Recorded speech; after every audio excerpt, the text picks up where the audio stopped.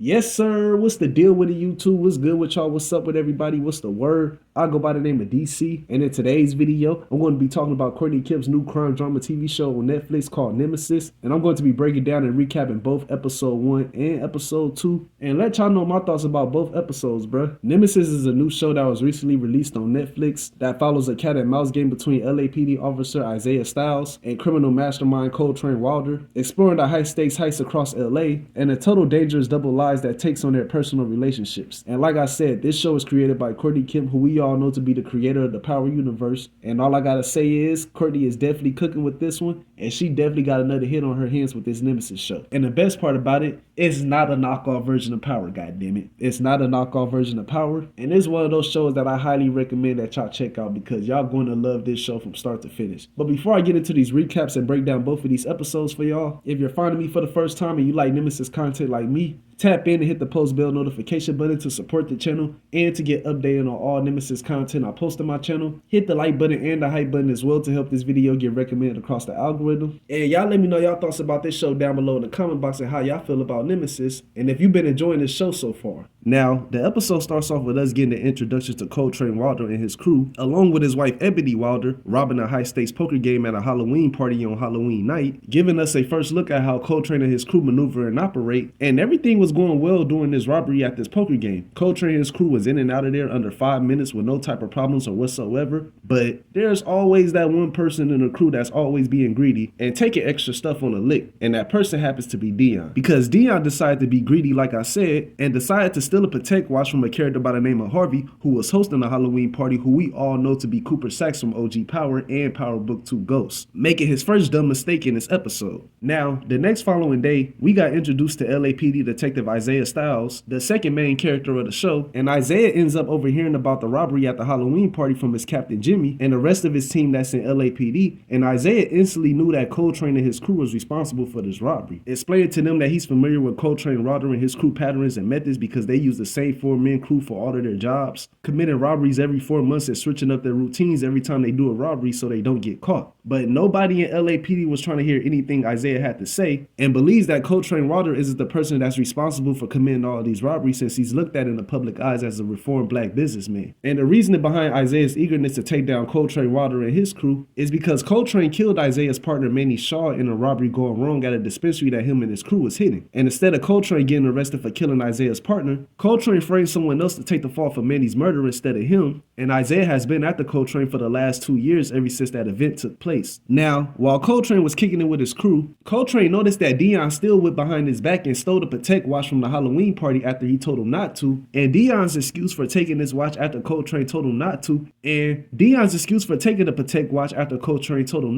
is because Dion has been in need of money ever since their last lick to take care of his 6 kids and support his gambling habits because they haven't gone on a lick in over 7 months due to Coltrane dealing with a personal issue in his life after him and his wife Ebony went through a miscarriage, which is something that we learned about in this episode. But Dion wasn't the only one in the crew that felt the type of way about this, and everyone in the crew was all in need of some money. So Coltrane went and pulled up on Ebony's sister Charlie, who tasks him and his crew with pulling off these robberies for her in exchange for a cut out of the share. And the next job she tasked Coltrane and his crew with was rob a jewelry store in downtown LA for $3 million worth of diamonds. But the problem with that is that the diamonds were being held in 3 different safes in 3 different stores on the same block. And if the crew wanted the full payout, then Coltrane and his crew were going to have to hit all 3 stores at once. And they only had a 2-week window to get the job done. So, with the help of Charlie and her inside woman Bianca, Coltrane and his crew went on this lick and robbed all 3 jewelry stores at once. And everything was going good. They was up in there moving like ghosts, getting the job done with no type of problems or whatsoever, until Dion's dumbass got distracted by the TV, worrying about the goddamn Clippers losing and messing up his parlay, giving 2 hostages at the jewelry store the opportunity to reach for a gun to try to take out Dion until Coltrane stepped in and saved his life, killing both hostages.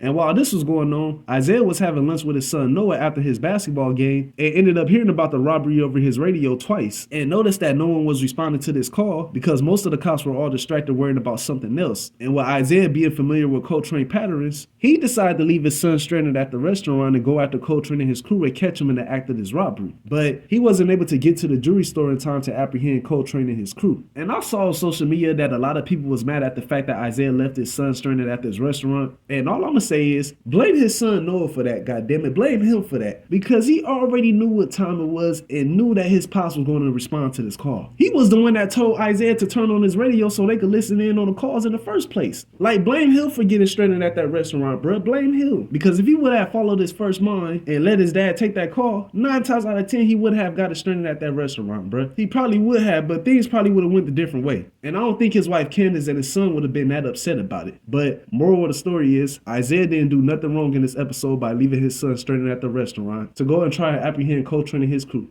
Now, as Coltrane arrived home upset about the events that took place at the jewelry store robbery, Coltrane noticed that Ebony was there having drinks with a friend of hers that she was trying to introduce him to, but she noticed that something was off with Coltrane and decided now wouldn't be the time for them to meet each other. And that friend turned out to be no other than Isaiah Stiles' wife, Candace Stiles, which was something that I didn't expect. I had a feeling that both of their wives was going to cross paths with each other, but I didn't know that they was going to cross paths with each other to the point where they're hanging out with each other and being friends with one another. Now, as the episode was ending, Coltrane turned on his TV and saw Isaiah getting interviewed by a news reporter about the jewelry store robbery, and Isaiah sent a message to Coltrane and his crew on live TV, warning them that their new lives is going to be in a maxed out sentence and a 23 and 1 hour lockdown on the level 4 prison yard when he catches up to Coltrane and his crew, setting up the Coltrane versus Isaiah storyline to take place later on down the line in the season. Now, in episode 2, Isaiah continued his investigation into the diamond robbery to find any leads on Coltrane and his crew, and Isaiah, along with his partner Detective Cruz, learned from a couple of witnesses at the jewelry store robbery that Dion was constantly up in there saying cuz and constantly talking about the bets that he placed on the Clippers, and learning from Harvey, who Dion stole the Patek watch from, was constantly saying cuz and talking about his C-Day during the robbery at his Halloween party, which made Isaiah start looking into Dion to figure out if he's connected to one of these robberies with the help of his LAPD contact Ika, who has a CI that he's been working with that goes by the name of Tai that's affiliated with the same gang that Dion is in, as well as being the right-hand man of a character by the name of Baby Plus One that Ika has already been investigated due to Baby Plus One being tied to one of the largest gambling operations in the city. And Ika knows Dion most likely had placed a bet on Baby Plus One books since they all run together in the same crew with each other.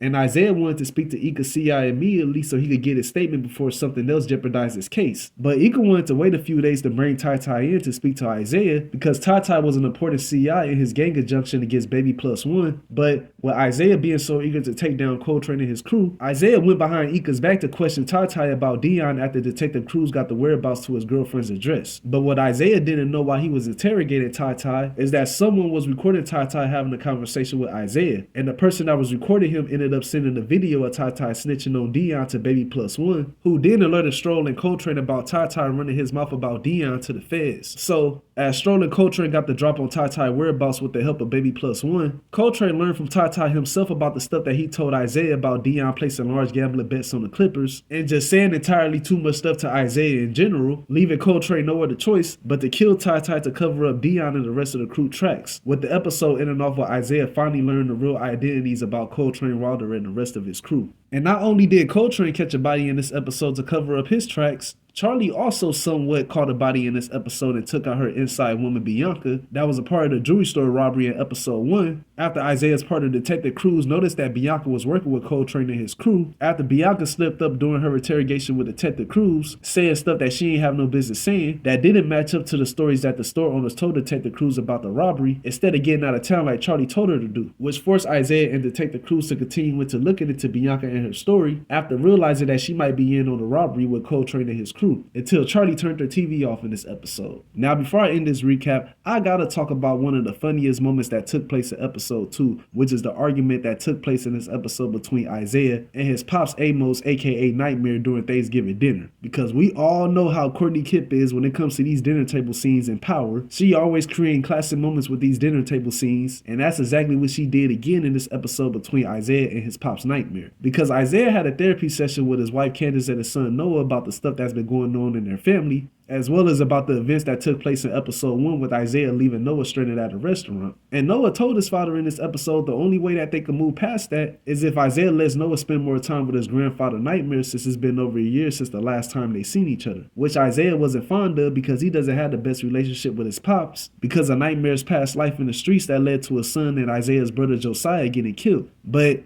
Even though he didn't want to take Noah around his grandfather, he still agreed to this and took Noah to visit his grandfather in this episode, even though it was only for a short period of time. So, with Noah being so eager to spend time with his grandfather, Noah invited his grandfather over to Isaiah's house for Thanksgiving dinner behind Isaiah's back, pissing Isaiah off to the point where he ruined the whole entire Thanksgiving dinner, bruh, because he started talking bad about Nightmare in front of everybody, calling him a deadbeat, putting all of his business out there on front streets. Like, that nigga Isaiah was tweaking the hell out in this scene, bruh. He was itching to put a bullet in Nightmare, bruh. And Nightmare would have made one wrong move in this episode at Isaiah's house. Isaiah would have popped his ass in front of everybody at his house during Thanksgiving dinner, bruh. He definitely would have did that. And Isaiah doing this created more issues between him and Noah, because all this did was push Noah furthermore into Nightmare's direction. As soon as Isaiah kicked Nightmare out of his house, Noah went straight over there to Nightmare's house to spend the rest of Thanksgiving with his grandfather. What's funny about Isaiah's character is the fact that he's trying so hard to not be like his father, but he acts just like his father, just the police version of him. And Isaiah being so eager about his job, spending more time away from his family, just like Nightmare was back in the day when he was running the streets, is a prime example of why Isaiah is just like his father Nightmare. But other than that, I ain't got nothing else to say about these episodes. Stay tuned for more Nemesis content. I will be dropping the episode 3 and 4 recap after I watch both of those episodes, so stay on the lookout for that, as well as any more content that I got coming out in the future. If you made it to the end of this video and you like the video that I uploaded and created, tap in and hit the post bell notification button to support the channel and to get updated on all content I post on my channel. Hit the like button and the hype button to help the video get recommended across the algorithm, and leave your thoughts down below in the comment box. And y'all let me know y'all thoughts about the show